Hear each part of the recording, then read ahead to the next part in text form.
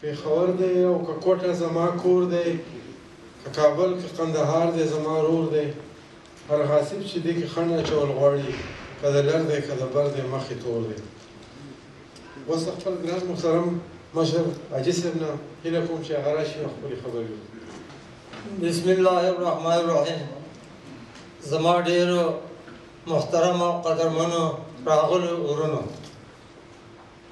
زه د هر څه نه مخکې لومړی د اجمل خټک د خدای بخښلي روح ته د لوی خدای د دربار نه بخښنه غواړم.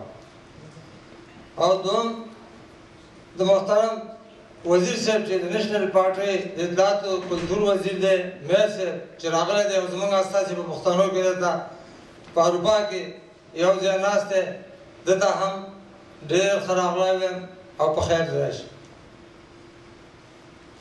درېیم د دې پښتنو د ټولنیز ګوند د برهمپور د څانګې د ملګرو نه په ډېره درنه باندې زه مننه کوم چې دوی موږ او تاسو ته دغه پښتانه ورونه خبر کړل او زحمت ایستلی دی او دلته راغلي یو. او د اجمل خټک په یاد باندې موږ تاسو دا غونډه جوړه شوې ده.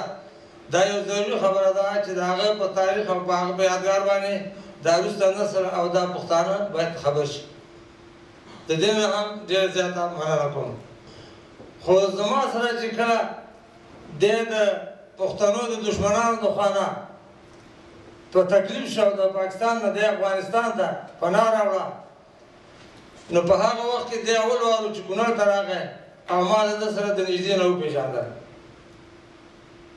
نو دی ډېره موده په کونړ کې پاتې و چې زما ماماګان و سراج الدین قاضي خیل چې هغه مدیر د قبایلو، نو هغه ده ته د پښتانوالي د مخه نه او د ده د ډېرې مینې نه په خپل کور کې ځای ورکړه. نور مېلمانه به په قبایلو کې وو او ماده د هغه په کور کې به اوسېده او ډېر وخت. نو موږ به راتلو او وختې را د ځوانۍ شوق و د شعر و شاعرۍ سره به مینه لرله، راتلو او ده سره به ډېر د نږدې نه کېناستلو.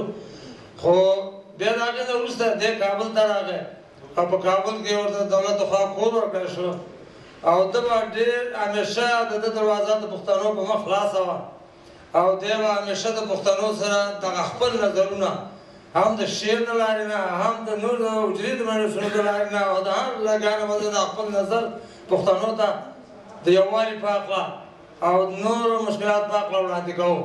او په هفته کې په 10 ورځو کې 15 ورځو کې به یو کال حتما د رحمان بابا لیسې ته او د خوشحال خان مکتب ته هم د دې پښتنو وړو شاګردانو دپاره ته زه د په هغه په هکله تاسو ته ډېر څه نه وایم، خو چې کوم وخت موږ د سره د نږدې نه ناست وو د ډېر زیات مینه او شوق زموږ د حال به ورسره او ډېر نږدې خبرې به ورسره کولې.